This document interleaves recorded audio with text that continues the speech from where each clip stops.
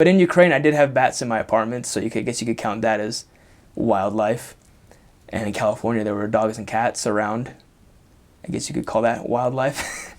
But for me, especially, the weirdest thing was the bats in Ukraine. That's not a pretty common thing I hear. Having talked to other people, that was not common. That apartment was pretty bad. And I remember we were there studying. We were there. It was actually at night. It was about 10 o'clock. We're finishing up our nightly planning. I was with my trainer. I look over, and there's a window next to us, and I'm looking like, why are there all these like just brown dots all over the windowsill? And he's like, what do you mean? And he looks, and it's bat poop. And he's like, why is there bat poop here? And it was a pretty weird window. It was like a double window. There was one that opened inward and one that opened outward behind it. And in between there, we saw a bat. And as soon as we saw it, just flies out and is flying around in there. And we were just freaking out. And we're like, bats, what the heck, what the heck? So I remember we took a video, and it's pretty funny. I had these pictures of this bat in our apartment. I never would have thought I'd be around bats that close. But so for Ukraine, I mean, Donetsk is currently closed for missionaries, but this applies to all of Ukraine and even Russia, any place in Eastern Europe, or at least Northern Eastern Europe. It gets very cold in the winter, but it's actually surprisingly warm in the summer. So for me, you would think to just bring, you're going in the winter, Siberia type, long sleeve, bring lots of jackets, boots, hats. And that's true in the wintertime. It does get cold, but in the summertime, it was in the 90s and it was humid. So I think a good mix of light and heavy clothing, some like thin khaki type clothes for the summer are great, but then in the winter, some thicker, darker material is way better. And the same thing, long and short sleeve shirts are both needed. Even in the winter, I would wear short sleeves sometimes because inside the church building, we'd have lessons there a lot, so we'd go there pretty often. The members would crank up the heat and it'd be blasting heat inside. So it actually get kind of hot inside the church buildings. So I'd have my short sleeve shirt sometimes, then with, I'd have a coat over what do I want to say? At the time, we had to wear suit coats every day, no matter what the weather. So I had my short sleeve, and then I had a suit jacket over that, and then I had my big winter jacket over that. So that would keep me plenty warm when I would go outside. But then coming inside, it was nice to have a short sleeve underneath. Obviously, this didn't apply every day, but I think it's just good. People think, Ukraine, Russia, it's cold, but it actually gets pretty warm in the summer as well, so you need a good mix. California, at least Bakersfield, hot. I would only recommend 1 or 2 long sleeve shirts, and that would be just for like mission conference or zone conference or church or something like that. Because other than that, it's even in the wintertime in Bakersfield, it only got to the 60s. So if you have a short sleeve and just have a jacket over that, you'd be fine. So just short sleeve shirts, nothing too thick or heavy, and you don't wear your suit very often at all, basically only for church and for meetings, just because it's so much hotter. I think for me, humility is one of the biggest things that is an important lesson that I took away from my mission, and humility encompasses so many different things. Because at the start of my mission, as cautious as I was, at the same time I had some confidence knowing that things will be all right. And confidence is good as well. But I think personally for me, I had a lot of pride issues as well. Sometimes it'd be hard for me to take correction, whether it was on language or obedience or whatever, just sometimes getting corrected would bother me. Or being told that, oh, that's wrong, you understood him wrong, or no, you shouldn't have said that in the lesson, that was bad. For me, that was hard sometimes to hear.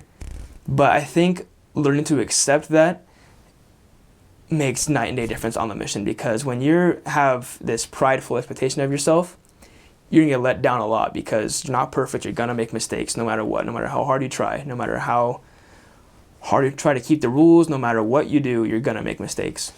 And hearing about your mistakes is going to be hard if you have this perfect image of your mind of yourself. If you know, oh, I'm trying my hardest, things are going great, I don't need any suggestions, I'm doing fine just because I'm working hard. I know I'm not perfect, but I'm working hard, so don't correct me.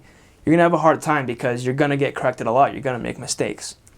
So I think it's important to work hard and have some confidence, but at the same time, you have to be open to correction. You have to be open to what other people think. Even if you think you might think you're doing a good job, you think you're being very obedient, and there's another elder who has a reputation for, say, breaking the rules or whatever. You have to realize that elder is still on a mission. He still might not be perfect, but he is trying his hardest to some degree. He has a good desire to serve. And I've learned lessons from all different types of missionaries. And sometimes some missionary you might think is not the best because, oh, he sleeps in half an hour every day.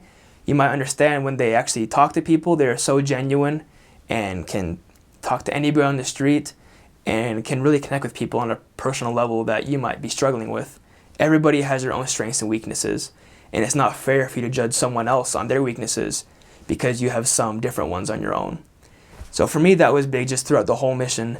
Whether I was young or old, learning from someone or teaching someone, I think humility is one of the biggest things that every missionary needs, and something that I learned a lot because it just prepares you for life so much more. You're not going to get very far on your own. You're going to have help from others.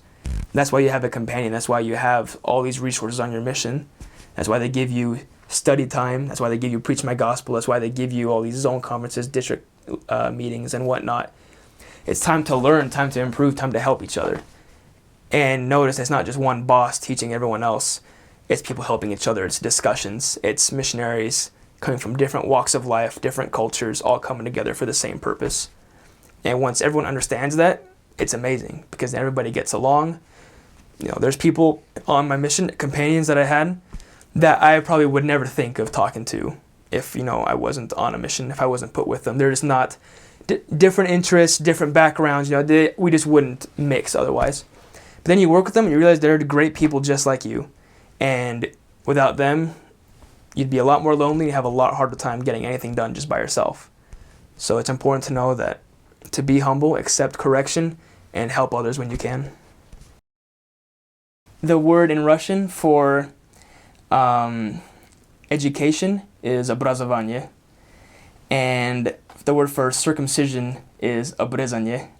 So they're pretty similar. So this wasn't, my MTC teacher told me this actually, how him or one of his companions, I forget who, they were pretty young, and they asked this investigator where he received his circumcision, and he just looks at him like, excuse me?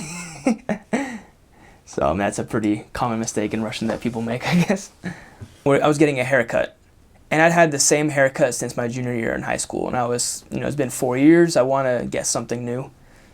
And I told her, hey, I want something new. I knew how to say that. And I was like, and I want it short on the sides. I knew how to say that. And she's like, okay, do you want blah, blah, blah, blah? And I look at my companion, and he'd only been out, like, I want to say 4 months more than me. So his Russian was good, but still wasn't perfect.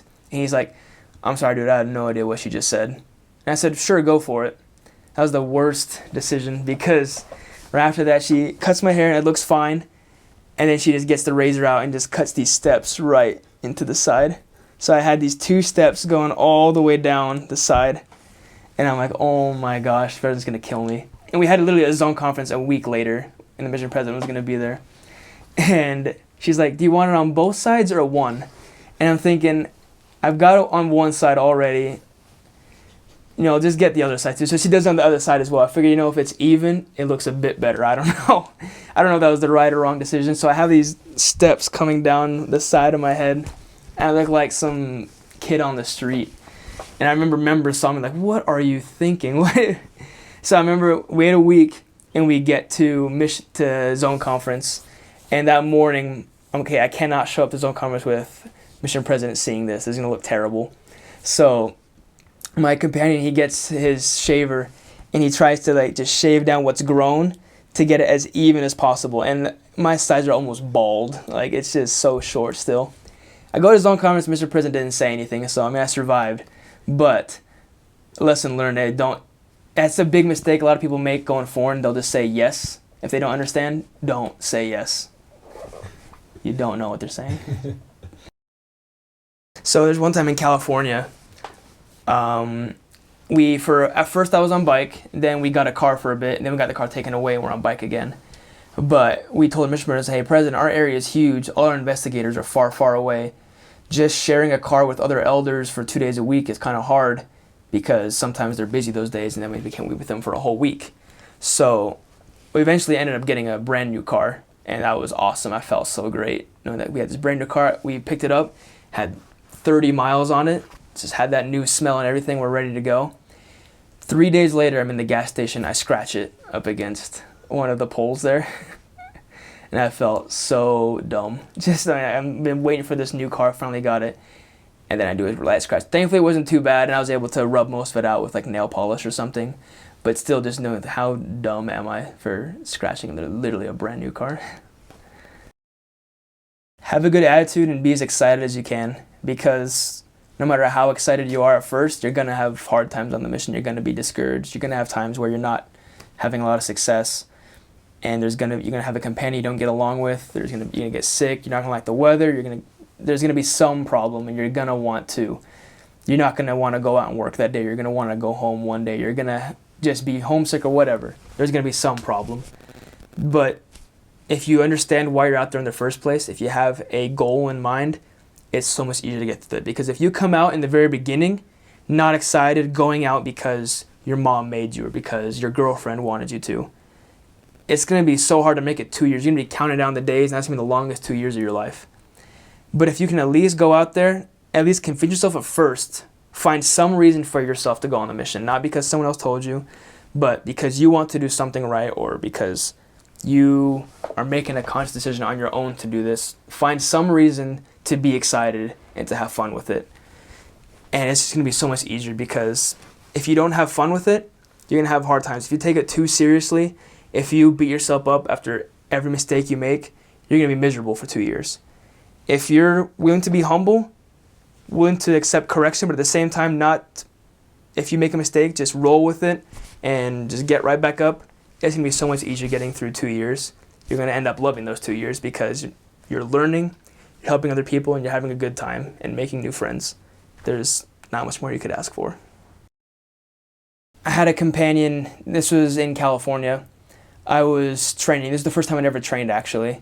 So I'm training a brand new missionary. I'm like, okay, I'm pretty old. I'm going home in 4 months or so. I know what I'm doing. This will be easy. I don't have to teach him Russian either. I can teach him English. It'll be easy. And I remember it was kind of a wake-up call to me. Like the elder was great. He was willing to work hard. He wanted to get out and just do work. But for me, he seemed kind of cocky to me. Him and I didn't have a lot of similar interests. And he kind of was used to being in charge, which is great. I mean, he was very self-sufficient growing up. He'd made tons of money. He'd paid for his mission completely by himself. He'd worked so many jobs growing up. Very independent guy. He ended up being a great missionary. But I think I'm pretty used to being a team player on the mission and trying to help and accepting help from others, at least at this point. And for me, seeing this type of attitude, this very gung-ho, independent attitude, was kind of a change for me, really. And I thought, hey, I'm older. I know what I'm doing better. Who is this kid to try to run the place if I know what I'm doing? But I realized that, as I've said before, you can't do it by yourself. And trying to do things by myself and kind of just expecting him to know things didn't work out at all. He gets frustrated. I get frustrated with him. And I realized that even though he was fresh out and I'm about to go home in a few months, that we're both still companions, that we're on a team, we have the same purpose. So even though I get frustrated with him at times, I realized, hey, I was in the same place. How did my trainer feel when I was young, when I tried to do things that I didn't know what I was doing? I bet you he was very frustrated with me. And talking to him later, he was. But just realizing that no matter how much you know, again, it's a humility thing. You're all just missionaries. Just because you're 21 and he's 19 or he's 18 even, it's only a few years apart. It's not that big of a difference. You're both going to make mistakes. But I realized that even at the end of my mission, I still had things to learn and I still had to be humble. When you work together as a team, it's just way easier no matter who you're with.